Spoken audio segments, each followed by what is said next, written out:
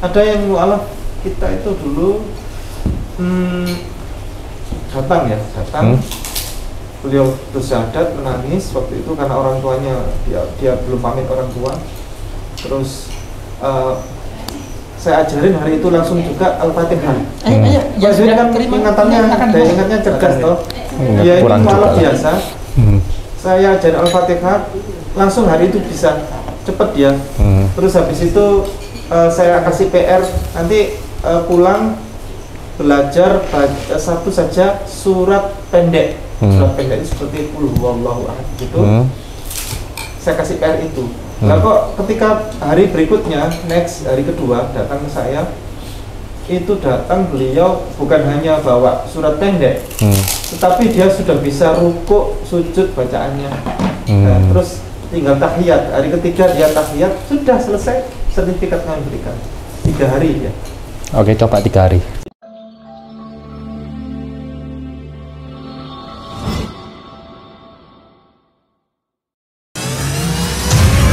Lelang dakwah, lukisan Sweet Orange, karya Meru Sandia, pelukis Indonesia yang diundang langsung oleh Raja Salman, dilelang dengan harga terbaik, yang dananya 100% akan kami gunakan untuk pembangunan Masjid Terpadu Hagia Sophia, Kota Malang.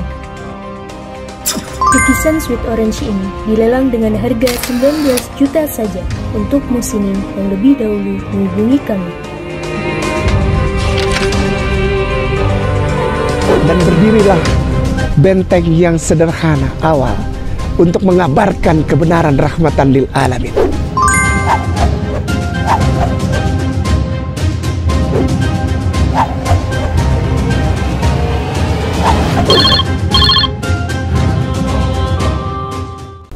Ini ya, saya lanjutkan lagi. Nah, ini lagi diperkuat lagi. Am kuntum syuhada'a il hadara Ya'qub al maut. Apakah kalian mau tak kabari, menyaksikan bagaimana ketika Yakub menghadapi maut? Saat-saat akhir Yakub ketika akan meninggal, ini tak ceritain. Idqala li banihi ma ta'buduna min ba'di. Hai anak-anakku semua. Yakub tadi kan punya anak 12 tadi ya? Iya. Tanya, anak-anakku semua, siapakah yang akan kamu sembah setelah aku mati? Ma ta'buduna min ba'di. Apa atau siapa yang akan kalian sembah setelah aku nanti mati? Qalu na'budu ilahaka. Anak-anaknya menjawab, kami akan menyembah Tuhanmu, Tuhannya bapakmu, yaitu Tuhannya Ibrahim, Tuhannya Ismail, Tuhannya Ishak. Jadi yang penting dalam agama ini saya ceritakan, yang penting ketika kita akan mati, kalian akan mati nanti suatu saat, bukan bagaimana warisannya dibagi. Warisan itu sudah aturannya, cara membaginya dalam Al-Quran juga sudah detail. Jangan ngurusi ketika mau mati tentang warisan, tapi tanyakan siapakah yang akan kalian sembah. Ini diajarkan oleh Yakub, ya, ayahnya nabi-nabi, rasul-rasul, ya. Tapi dia juga anaknya Ibrahim. Semuanya bersaksi. Ilahan wahidah, yaitu Tuhan yang satu. Ya. Aku akan menyembah Tuhanmu, Tuhannya bapak-bapak kita, Ismail, Ishak, yaitu Tuhan yang satu. Ilahan wahidah, Tuhan yang Maha Esa. Wa nahnu lahu muslimun, dan hanya kepada Dia, Allah, kami berserah diri. Berserah diri tadi aslinya apa? Islam. Ya. Ini kan wa nahnu lahu muslimun. Ya, ucapannya kan orang muslim ya. Wa nahnu lahu muslimun, dan kami menjadi orang-orang muslim. Ini salah satunya. Ada beberapa lagi, sabar aja, mungkin kita nggak ketemu lagi, saya harus sampaikan ini ya. Nah, karena di Buddha, tadi saya menganggapnya Buddha itu kan belum tahu kalau Buddha itu kan keharmonisan di dunia ini, tapi peristiwa bagaimana orang mau di bumi ini dulunya, ini saya perlu sampaikan ini. Dulunya awalnya itu tentang Adam dan iblis ya. Ini begini, wa idh qulna lil malaikati isjudu li adama fasajadu illa iblis ya. Dan ingatlah dulu ketika sebelum manusia diturunkan ke bumi ini ya. Kami sampaikan kepada para malaikat, sujudlah kalian para malaikat atas ciptaanku yang baru yang namanya Adam. Maka seluruh malaikat itu bersujud menghormat, illa iblis, kecuali iblis ya. Illa iblis, kecuali iblis. Semuanya mau diperintah sujud sebagai ciptaan baru, karena Adam ini akan menjadi seorang yang mengatur bumi, akan mendapatkan amanat untuk menjadi pemimpin di bumi. Siapa itu iblis ya? Kana minal jinni. Iblis itu dari golongan jin. Fafasaqa an amri rabbi, maka dia melenceng, dia berdurhaka dari perintah Tuhannya. Afatattakhidunahu wa dzurriyyatahu awliya'a min duni, apakah kalian akan menjadikan iblis yang membangkang kepada Tuhan itu menjadi panutan ya. Tentu tidak gitu. Jangan sampai manut kepada iblis. Jadi gimana? Berpegang pada agama ya, aturan-aturan itu.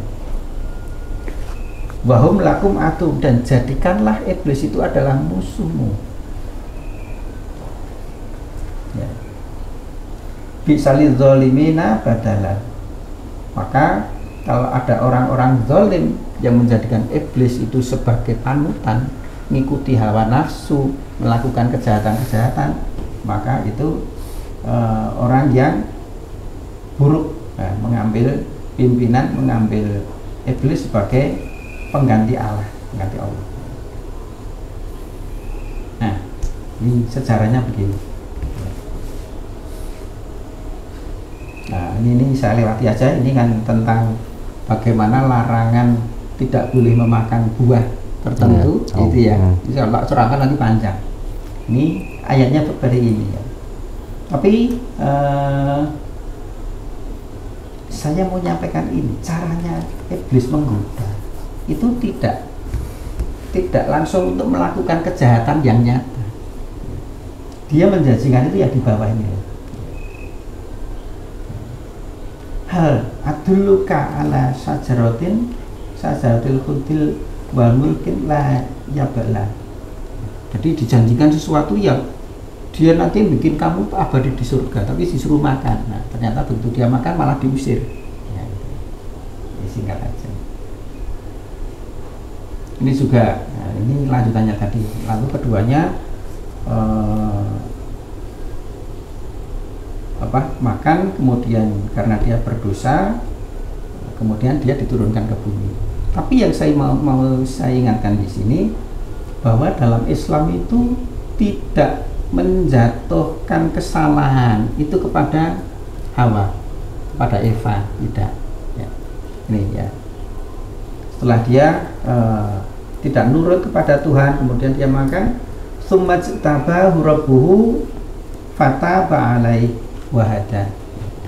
Jadi Allah, Tuhan semesta alam itu tidak menimpakan kesalahannya hanya kepada Hawa atau Eva, tetapi duanya begitu sudah bertobat, diterima tobatnya ya. Tidak ada lagi dosa turunan, itu nggak ada dalam Islam, nggak ada dosa bapak-bapak kita ke kita, nggak ada ya. Bahkan seandainya ada peperangan pun itu nggak bisa ditimpakan, ini anaknya si Anu harus begini, nggak boleh ya. Dalam Islam itu wala taziru waziratun wizra ukhra, tidak ada dosa itu ditanggungkan ke orang lain, nggak boleh. Nah, ini saya juga mau menunjukkan bahwa Adam, Nuh dan seterusnya itu gandeng. Di Islam itu gandeng. Innallaha astafa Adama wa Nuhan wa ala Ibrahim wa ala Imran ala alamin dan seterusnya. Ya, terus nyambung bagaimana Islam ini akhirnya dari Adam, dari Nuh, dari Ibrahim dan seterusnya itu nyambung. Ya. Nah, kalau ada yang tidak beribadat seperti umat Islam dan dia mengaku juga dari lanjutannya Abraham, itu adalah pembelokan. Ya. Kalau Islam sholatnya ya seperti tadi, Allahu Akbar. Kalau agama dari langit, agama samawi itu peribadatannya sudah tertentu, ya Allahu Akbar gitu. Dicari di Perjanjian Lama, di Old Testament itu seperti itu. Yesus pun itu yang disembunyikan dari itu kan, makanya Bible itu tulisannya kan kecil-kecil, susah dibaca, dipelajari apalagi ngeluh itu. Nah itu ternyata waktu kita buka itu Yesus itu ya sholat malam, ya sholat zuhur, ya sholat maghrib, ya berwudu seperti itu. Ya nanti kapan-kapan saya tunjukin. Nah, kalau sekarang ada yang nyembahnya gini, yang ngajarin siapa? Yesus nggak pernah ngajarin seperti ini. Yesus itu sholatnya ya seperti kami waktu sholat itu. Ya. Nah itu adanya di Perjanjian Lama. Kalau kita buka-buka, ya ngangkat tangan gini.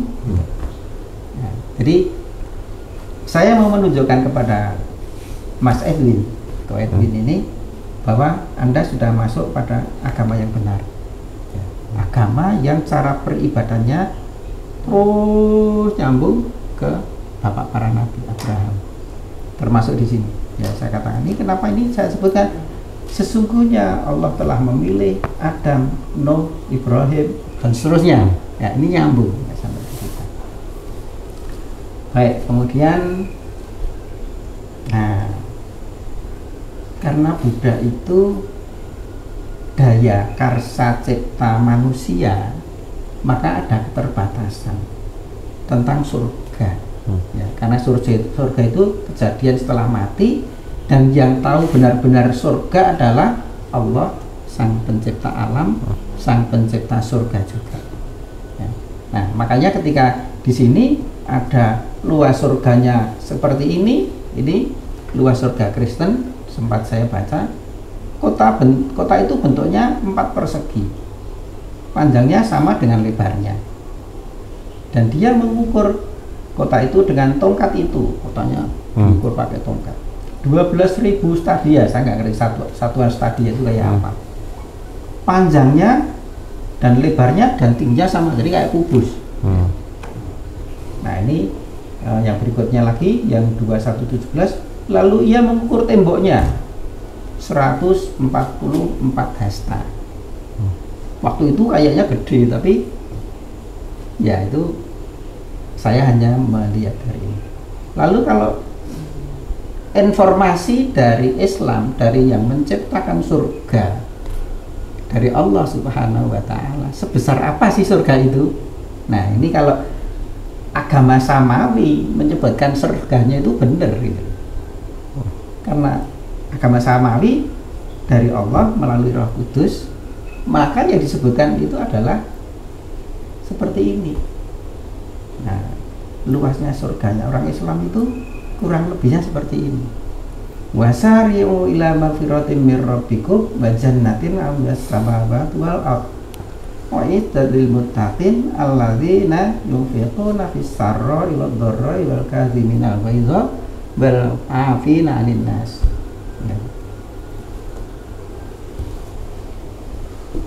Wallahu yuhibbul muslimin. Jadi perintah kepada kita, ya, perintah kepada kita. Dan bersegeralah kalian. Ya. Wasari'u itu merupakan perintah pada banyak orang. Ila magfiratin, kepada ampunan Tuhanmu. Mir rabbikum wa jannatin, dan surga. Segeralah kalian menuju surga. Yang luasnya itu seberapa? Seluas langit dan bumi. Jadi langit dan bumi yang belum terukur sampai sekarang. itu ya surga itu besok luasnya seperti itu. Jadi bukan cuma kotak seperti tadi, berapa kilometer persegi ke atas kotak, enggak. Tapi informasi ini betul-betul dari Nabi Muhammad, dari Roh Kudus, dari Tuhan, bahwa luas surga yang dulu, yang besok kita nikmati itu adalah luasnya sebesar langit yang kita belum tahu batasnya, dan termasuk bumi ini. Nah, itu surga yang nantinya untuk orang Islam, ya apa syaratnya ini? Disediakan untuk orang-orang yang bertakwa. Bertakwa itu artinya apa? Melakukan perintah-perintah Tuhan, sudah ada nanti aturannya, dan menjauhi larangan-larangannya. Nggak boleh makan babi, harus sunat. Nanti kalau sudah ini harus sunat loh ya. Kemarin yang sudah. Oh, sip. Umur 11. Umur 11 ya. Jadi ya. Kalau belum surat gratis, ada kita surat gratis tapi kita pakai yang paling mahal. Yang harga 3.800.000 itu tapi kita gratiskan. Sudah kok. Yang menyurat Katolik, dokter Katolik. Nah, jadi saya lanjutkan dulu ya. Surga yang seluas langit dan bumi itu disediakan untuk orang-orang yang bertakwa, yang menjalankan perintah Allah, menjauhi larangannya, ya. Dan dia juga mau berinfak, bersedekah, baik dalam keadaan suka maupun duka. Ya, ada yang berinfak cuma seneng tok, kalau sedang susah nggak mau berinfak, tapi dia mau bersedekah pun meskipun dia. Dan juga surga itu diperuntukkan oleh orang-orang yang bisa menahan amarah. Setiap marah jangan terus dipol-pol, jangan. Itu bukan calon penghuni surga. Ya, penghuni surga itu ketika mau marah ditahan, astagfirullahaladzim, ya Tuhan mohon ampun ya Allah, ya Tuhan mohon ampun aku mau marah. Itu wal kadhimina yang bisa menahan kemarahan, wal afina 'anin nas, dan orang-orang yang mudah memaafkan orang lain. Itu calon-calon penghuni surga. Nah, saya kasih tahu ini. Wallahu yuhibbul muhsinin, dan Allah suka dengan orang-orang yang berbuat baik seperti itu. Baik, ini yang terakhir supaya. Nah, kemudian kalau orang-orang Chinese kan biasanya sudah memang kalau namanya bisnis itu kan betul-betul ahli. Ya, kita tidak menutup mata bahwa orang-orang Chinese ini bisnisnya lebih sukses dibandingkan orang-orang pribumi, gitu. Average ya. Gitu. Nah, ini saya beritahu, Islam itu ngajarkan seperti ini. Wa minan nasi, faminan nasi mayyaqulu rabbana atina fid dunya. Ada fakta di jalan, di lingkungan kita. Ada orang yang minta kepada Tuhan, ya Tuhan aku mohon minta kaya, ya Tuhan aku minta jabatan, aku minta inilah, minta jabatan, minta kekuasaan, minta duit, muncul kekayaan. Ada yang seperti itu. Wa ma lahu fil akhirati min khalaq, tetapi orang itu di akhiratnya nanti nggak dapat apa-apa. Jadi nggak dapat apa-apa, cuman kaya di sini toh. Nah, kalau Islam disebutkan lagi wa minhum, dan sebagian dari orang-orang itu mayyaqulu, ada yang mengatakan seperti ini, Rabbana atina fid dunya hasanah, ya Allah berikanlah aku kebaikan-kebaikan, kekayaan di dunia, ya. Wa fil akhirati hasanah, tapi dia juga berjuang untuk mencapai kehidupan akhirat nanti, juga di sana nanti akan jadi kaya raya dan bahagia, gitu. Wa qina adzabannar, dan selamatkanlah kami dari api neraka. Nah, penutupnya ulaika lahum nasibun mimma kasabu. Tergantung. Kalian hanya mengejar dunia saja, ya kalian hanya dapat dunia. Tetapi kalau kalian mengejar dunia dan akhirat, kalian akan dapat apa yang kalian perjuangkan. Begitu ya. Nah, kalau orang sudah Islam diikuti dengan perbuatan-perbuatan yang sesuai dengan harapannya. Makanya tadi saya suruh doa yang seperti apa. Kalau mau dunia saja, ya kejarlah dunia, tapi kamu tidak akan dapat akhiratnya. Tapi kalau kalian pengen dunia dan akhirat, dunia dikejar, nggak salah, jadi kaya raya di dunia. Tapi jangan sampai waktu mati, satu, tidak Islam, ya, harus Islam. Yang kedua, kalian harus banyak bersedekah, kasih orang-orang miskin, lakukan kebaikan-kebaikan, maka surga itu tadi akan menjadi milik kita. Baik, sudah azan, pas ini waktunya. Mungkin ada yang mau ditanyakan tentang Sejauh ini enggak sih?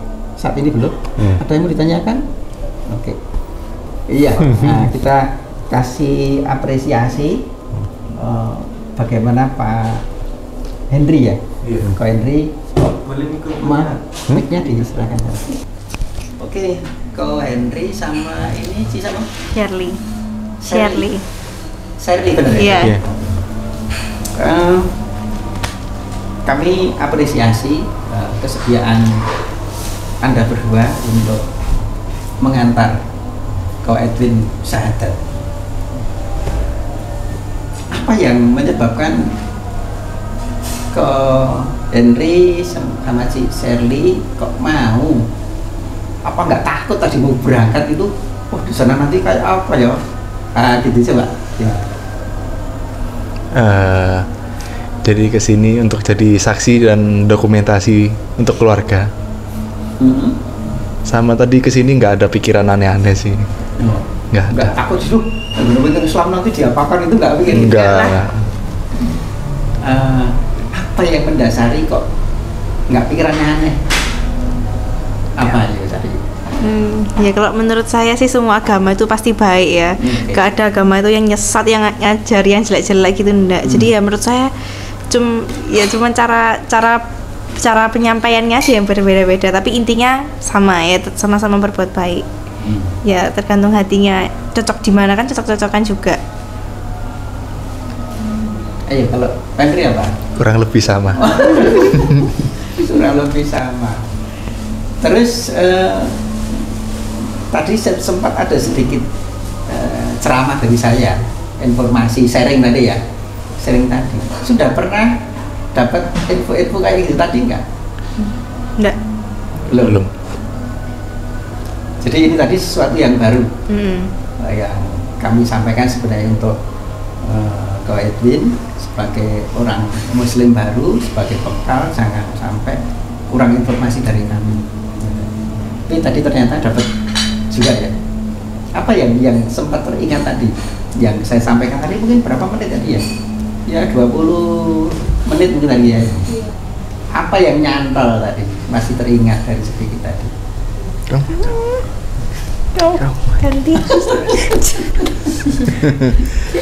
Apa yang tadi tentang agama ya, slide pertama? Tentang sejarahnya agama tadi yang tahun berapa. Kemudian tadi cerita tentang Ibrahim. Apa tadi? Ibrahim tadi masih bisa diulas? Bapaknya para nabi tadi. Kenapa? Bapaknya para nabi, wasiatnya apa tadi? Dari Tuhan ke Roh Kudus ke dia. Terus apa yang diperintahkan Roh Kudus dari Tuhan tadi? Untuk apa tadi? Jadi kan terus saya ceritakan tadi apa? Apa tadi? Apa? Jangan sampai lupa wasiatnya tadi. Gitu. Jangan sampai lupa wasiatnya lagi. Untuk berdoa kepada Tuhan. Kalau Edwin tadi apa nangkapnya? Jangan sampai mati dalam keadaan tidak muslim. Itu jangan juga. Sampai mati dalam keadaan tidak muslim. Karena agama samawi itu turun-menurun memerintahkan seperti itu. Jangan sampai mati kecuali dalam keadaan Islam atau berserah diri. Islam itu tadi apa? Yaitu syahadat dan berserah diri betul-betul. Kalau Mbak Nadia apa tadi dapatnya? Sama aja. Loh, sama-sama. Baca kalau Islam itu ternyata menurutku lebih luas dari agama yang lain. Terus amalan-amalannya apa yang harus dijalankan juga menurutku sih lebih rinci daripada agama yang lain yang aku tahu. Baik. Apalagi yang mau ditanyakan? Saya mau menyampaikan kepada Mbak Sally. Si Sally, silakan sih. Cik Sally. Dibuka aja, santai aja. Karena itu beliau mualaf sama namanya sama. Masih baru. Nah, saya ingin bertanya, ini baru pertama kali pakai kerudung? Iya, disuruh. Baru pertama kali pakai kerudung. Nah, ini sebenarnya ini baru kelihatan berbeda sekarang. Ini kelihatan spesial berbeda. Ini sudah, ini Buddha juga ya. Kalau di Buddha kan nggak suruh pakai kerudung itu. Tak ada. Tapi kalau di Kristen itu sebenarnya wajib. Tingkat wajibnya berkerudung di Kristen dan Katolik itu di atas Islam. Boleh buka HP di sana. Buka di Google, ketik satu angka ya. Korintus 1 spasi Korintus spasi 11 titik 2 5 terus minus itu sampai 6. Iya. Ini keluar. Boleh dibacakan. Bisa. Ini Buddha tapi juga Kristen. Ya, sama-sama. Kan sekarang sekolah itu gak ada sing agama Buddha ya, jadi semua Kristen Katolik masuk Petra soalnya. Boleh mikrofonnya Oh iya. Didekatkan, oke. Boleh dibacakan. Tetapi tiap-tiap perempuan yang berdoa atau bernubuat dengan kepala yang tidak bertudung menghina kepalanya, sebab ia sama dengan perempuan yang dicukur rambutnya. Sebab jika perempuan tidak mau menudungi kepalanya, maka haruslah ia juga menggunting rambutnya. Tetapi jika perempuan adalah penghinaan bahwa rambutnya digunting atau dicukur, maka haruslah ia menudungi kepalanya. Nah, itu. Jadi tingkatan kewajiban berhijab itu sebenarnya di Kristen itu lebih tinggi daripada di Islam. Karena ada hukuman. Kalau di Islam kan tidak sampai selevel itu hukuman. Kalau di Kristen Katolik 1 Korintus pasal 11 ayat 5 sampai 6 itu bagi siapa saja wanita yang tidak mau menudungi kepalanya, maka wajiblah dicukur, digunting habis rambutnya, digotak, dipotakin, digunduli. Nah itu dia. Nah bagi yang merasa itu adalah penghinaan, jadi lawan dari penghinaan kan penghormatan. Berarti tudung ini adalah penghormatan kepada wanita. Jadi kalau itu merupakan penghinaan, cukur rambut tadi itu, maka wajiblah ia selayaknya untuk menudungi kepalanya. Nah itu sebenarnya ajaran Bible yang ada tercantum di Alkitab itu semuanya sebenarnya kami umat Islam yang mengerjakan. Termasuk salah satunya adalah hijab. Saya tidak mau perpanjang banyak ya, karena cukup satu ayat itu saja mungkin barangkali bisa menjadi ilmu, bisa dibawa pulang. Nah ini mungkin nanti Nah kami umat Islam yang mengerjakannya. Justru saudara Kristen dan Katolik itu tidak menjalankan ajaran Bible yang tertera di ayat 1 Korintus pasal 11 ayat 5 sampai 6. Hanya biarawati biasanya, biarawati. Iya. Suster. Iya. Ada kemana? Kenapa jemaat tidak melakukannya? Itu tanda tanya besar. Terus apalagi itu barangkali. Dan hari ini yang ngajak supaya datang ke sini siapa? Edwin. Oh, Ko Edwin yang ngajak untuk bisa datang ke sini. Dan ini ya untuk menyaksikan dengan senang hati dan tidak ada rasa takut sama sekali. Tidak ada. Terima kasih atas kehadirannya. Tadi saya surprise sekali ada saudara keluarga yang bisa ikut menemani, karena jarang-jarang. Biasanya kami minta agar ada saudara keluarga yang menemani, sulitnya minta ampun, karena rasa sikap untuk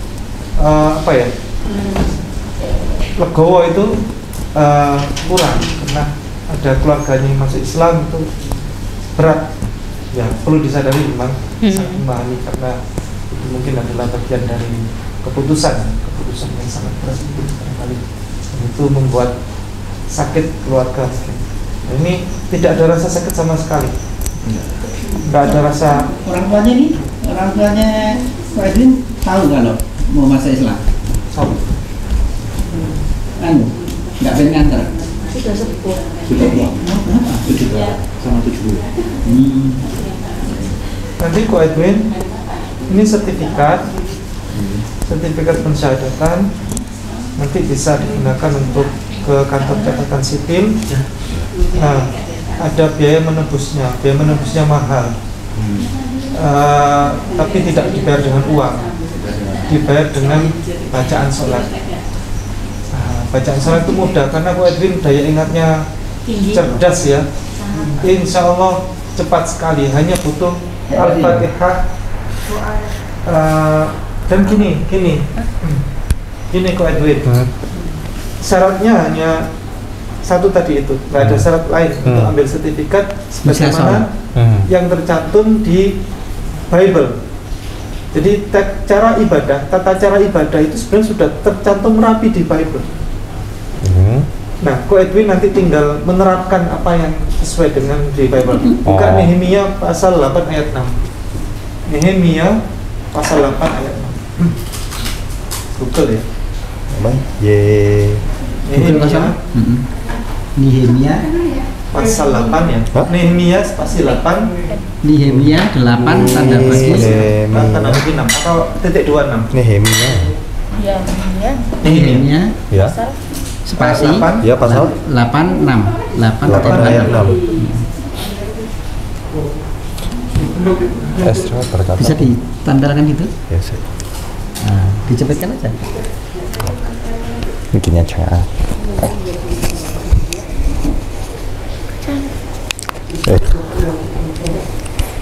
Esra membuka kitab itu di depan mata seluruh umat karena ia berdiri lebih tinggi dari semua orang itu. Jadi Ezra membuka kitab itu di hadapan seluruh umat karena dia lebih tinggi daripada umat. Ya. Berarti Ezra di sini sebagai apa? Dia berdiri lebih tinggi. Dia membuka kitab. Rasul. Dia memang Rasul. Waktu itu dia bertindak sebagai apa? Di kejadian itu, di kejadian ayat itu, dia bertindak sebagai seorang imam pengkhotbah. Dia berkhotbah, dia membuka kitab karena dia lebih tinggi. Dia sedang berkhotbah di situ. Kemudian di depannya ada umat, ada jemaat. Lalu dilanjutkan. Pada waktu ia membuka kitab itu, semua orang bangkit berdiri. Ya. Lalu Ezra memuji Tuhan Allah yang Maha Besar dan semua orang. Pernah dengar nggak? Allah yang Maha Besar itu apa dalam Islam nyebutnya? Ya. Allahu Akbar. Ya. Kalau di Islam itu enggak? Allah yang Maha Besar itu bacaannya Allahu Akbar. Allahu Akbar. Itu di situ Ezra membuka kitab itu setelah itu umat berdiri. Umat berdiri semua, kan tadi duduk itu semua. Berdiri semua. Berdiri semua.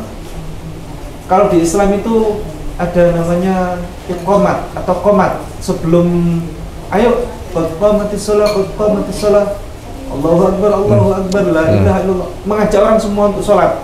Berdiri, kemudian Ezra sebagai imam di situ, sebagai pemimpin jemaat di situ, menyatakan Allah yang Maha Besar, Allahu Akbar, berarti dia sedang sholat. Lanjut. Dan semua orang menyambut dengan amin, amin. Kalau sholat, ada satu agama yang sholat itu kalau beribadah itu jemaatnya menyambut amin. Kalau itu katanya amin, amin berarti di situ rame. Amin amin itu berarti di situ ada banyak orang yang mengucapkan. Lanjut. Sambil mengangkat tangan. Sambil mengangkat tangan. Setiap kali ada satu agama di dunia ini yang setiap kali ibadahnya itu ada selalu mengangkat tangan. Allahu Akbar. Sami'allahu liman hamidah. Setiap kali gerakannya itu mengangkat tangan. Lanjut. Kemudian mereka berlutut dan sujud menyembah kepada Tuhan dengan muka sampai ke tanah. Kemudian mereka berlutut dan bersujud menyembah Tuhan hingga muka sampai ke tanah. Berlutut itu adalah posisinya itu rukuk. Rukuk itu seperti 90 derajat begitu ya, menundukkan diri. Yang latihan salat tadi ya. Kemudian bersujud hingga muka sampai ke tanah. Itu tercantum di Bible. Bagaimana tata cara orang itu kan itu menyembah Tuhan ya dengan muka sampai ke tanah, bersujud. Nah, syaratnya Mas Edwin, untuk mengambil sertifikat itu nanti ini tes sederhana, nggak ada salah, nggak ada benar, nanti sambil kita benahi tes untuk tata cara beribadah yang seperti di Nehemia pasal 8 ayat. Kapan? Enggak, silakan. Siapnya kapan? Situ siap belajar, mau belajarnya ke kita atau ke masjid terdekat atau mungkin ada ustadz terdekat suruh ngajari sholat. Ya. Jadi kami dari Ayah Sofia ini akan memberikan sertifikat pensyahadatan itu bahwa Anda serius masuk Islam dengan konsekuensinya sholat, jadi harus bisa sholat. Ya.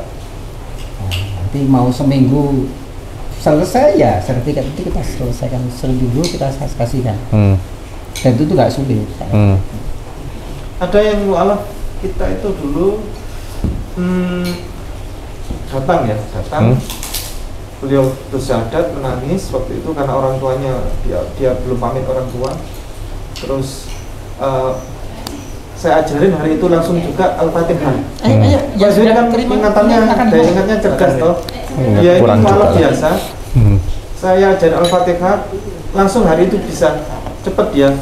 Terus habis itu saya kasih PR nanti pulang belajar baca satu saja surat pendek. Surat pendek itu seperti Qul huwallahu ahad gitu.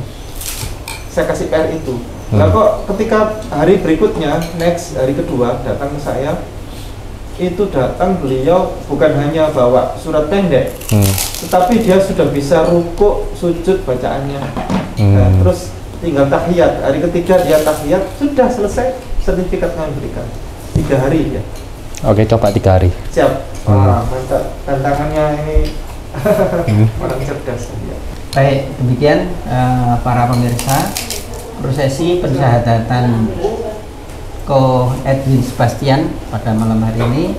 Semoga menjadi umat Allah, umatnya Nabi Muhammad juga, dan saudara kita yang konsisten, yang istiqomah, menjadi umatnya juga dari Abraham, ya, bapak para nabi. Wala tamutunna illa wa antum muslimun, dan janganlah sekali-kali kalian anak cucuku sampai mati kecuali dalam keadaan Islam atau berserah diri. Demikian dari kami. Wa'alaikum minkum. Wassalamualaikum warahmatullahi wabarakatuh.